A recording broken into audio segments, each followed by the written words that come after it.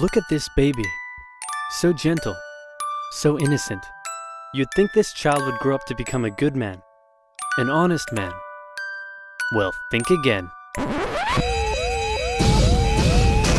Hitler was born Adolphus Hitler in 1889 in a small town in Austria-Hungary. His father, Alois Schicklgruber, was born out of wedlock, but eventually changed his name to that of his stepfather, becoming Alois Hitler. Alois was a mid-level Austrian customs officer, not really rolling in cash, but certainly rolling in women. He married a rich, older lady, but then immediately started having affairs, including one with a much younger house servant. A few years later, he left his sick wife to be with his mistress, but since the Catholic Church didn't allow divorce at the time, he couldn't marry her. So he waited for his old wife to die and had a child in the meantime. Then his wife died, so he married his mistress and had another child, but then his new wife got sick, so he employed his much younger cousin Clara to take care of her. Then when his new wife died, he immediately got Clara, his cousin, pregnant, and then married her. In that order, you rock star.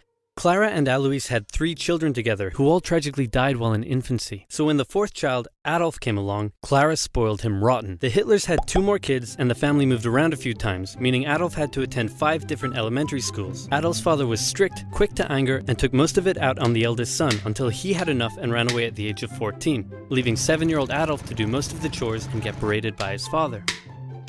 The result was a difficult relationship with his dad while he was super attached to his mother, who worried over him and his health excessively. Hitler did well in school at first. His grades were good and his teachers praised him. He was popular with the other kids and enjoyed gathering them together to play war games. He also loved reading and particularly liked stories about cowboys and Indians. As he grew older though, he started to get into trouble. He was caught smoking once, organized a raid on a local orchard, tormented his pro-Austria religion teacher with symbolic gestures, displaying his allegiance to the idea of united Germanic people under a greater German state in defiance of Habsburg Austria. You know, the usual. All of this enraged Adolf's father, who punished him severely. The area of Austria-Hungary that Hitler lived in was once part of the German Confederation, and many of the people who lived there considered themselves to be German. Adolf tended to just go against whatever his father said, and since his father was an Austrian public official, Hitler got big into German nationalism. This enraged Adolf's father, who punished him severely. Around this time, a family tragedy struck. His 6-year-old brother, whom he loved a lot, died of measles when Adolf was 10, and was buried in the cemetery just across from their home. Around this time, neighbors reported a change in the young boy. Strange behaviors such as talking to trees and staying up late staring at the stars from the cemetery walls. He lost interest in religion, and his school grades started to decline, which enraged his father, who punished him severely. It also didn't help that he had just entered high school, and the cool city boys treated him like a rural peasant. He had to repeat a grade and had little interest in most school subjects, instead spending his time reading and drawing, which he was quite good at. One day his father said, "Son, someday you'll be a big balls public official like me."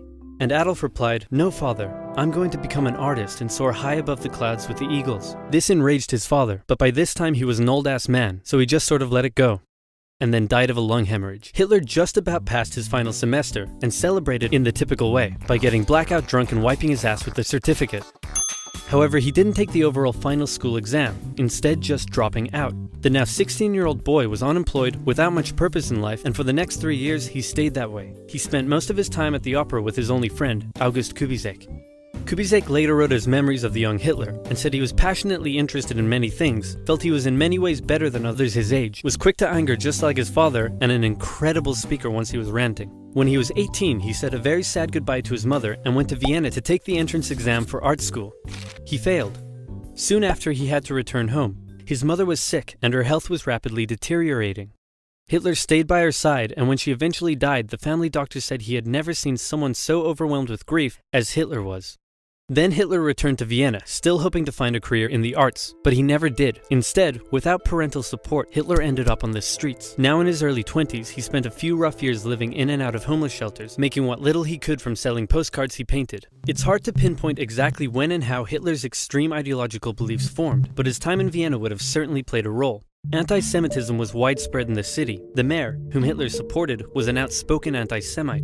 There were many right-wing anti-Semitic newsletters, which Hitler took a keen interest in. He bought into the conspiracy theories and became a firm believer in the idea that there are many races in constant struggle with one another, the purest of which were the German Aryan people, and the worst of which, he believed, were Jews.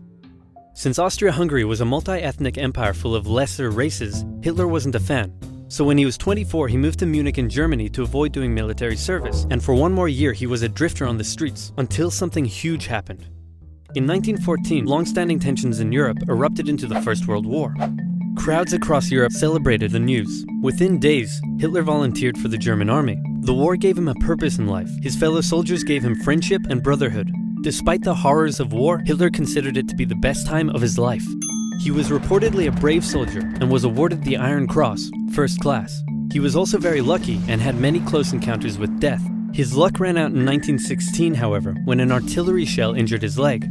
He went back to Germany to recover and was outraged to find a general apathetic anti-war attitude among the exhausted and hungry German populace. With the war turning against Germany, he returned to the front lines, but was temporarily blinded by a British gas attack in 1918. A month later, still recovering in hospital, Hitler learned of Germany's defeat and surrender.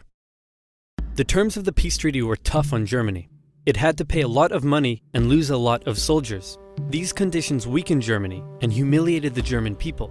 Europe's borders changed after the war too. New countries were formed out of Russia's lost territory, Austria-Hungary was dissolved, and there was one big new country splitting Germany into two. Hitler, seeing the country he loved humiliated like this, said that hatred grew in him for those responsible, by which he meant communists and Jews, who he believed had stabbed Germany in the back by spreading dissent and anti-war propaganda back home.